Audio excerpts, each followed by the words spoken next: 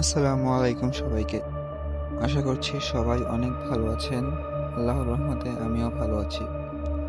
তো আজকে আমি আপনাদের সামনে নিয়ে হাজির হলাম একটি লোমহর্ষক কবরস্থানের ঘটনা নিয়ে।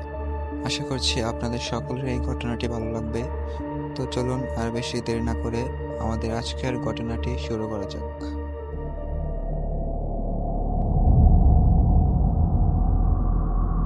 রাত প্রায় 11:30। একা রাস্তায় শেষ বাসের অপেক্ষা। চারপাশে ঘুটঘুটে অন্ধকার। হঠাৎ শাওন দেখল তার থেকে কয়েক হাত দূরে একজন বৃদ্ধ মানুষ দাঁড়িয়ে আছেন। পুরনো চাদর, মুখটা ঢাকা। চাচা, বাস কি আর আসবে? বৃদ্ধ লোকটা কাপা কাপা হাত দিয়ে সামনের অন্ধকারের দিকে ইশারা করলো। দূরে একটা বাসের হেডলাইট। বাসটা যখন সামনে এসে থামল, শাওন দেখল বাসটা অনেক পুরনো। ভেতরে কোনো যাত্রী নেই।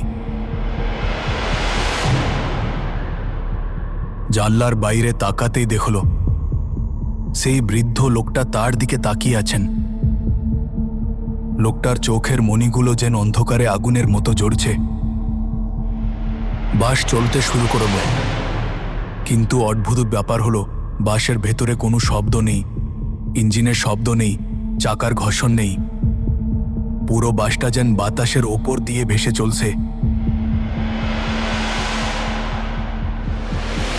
শাওন লক্ষ্য করল ড্রাইভারের ঘাড়টা একদম স্থির।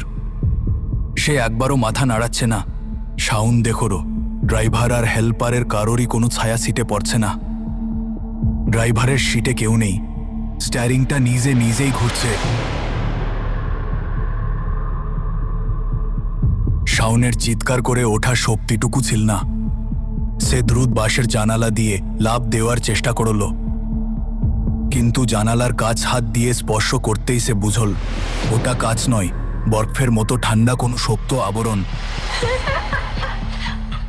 বাসটা তখন অনেক গতিতে একটা পুরনো গোরস্থানের পাশ দিয়ে যাচ্ছে।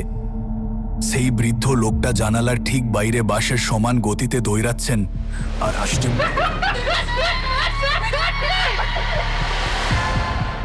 সেই অমানুষিক হাসির শব্দে শাওনের গান হারাল। সকলের এই ঘটনাটি ভালো লেগেছে। যদি ঘটনাটি ভালো লেগে থাকে তাহলে অবশ্যই আমাদের এই চ্যানেলটিকে সাবস্ক্রাইব করে দিবেন পরবর্তীতে আরও নতুন নতুন ঘটনা পাওয়ার জন্য। সবাইকে অসংখ্য ধন্যবাদ। সকলেই ভালো থাকবেন, সুস্থ থাকবেন। আল্লাহ হাফেজ।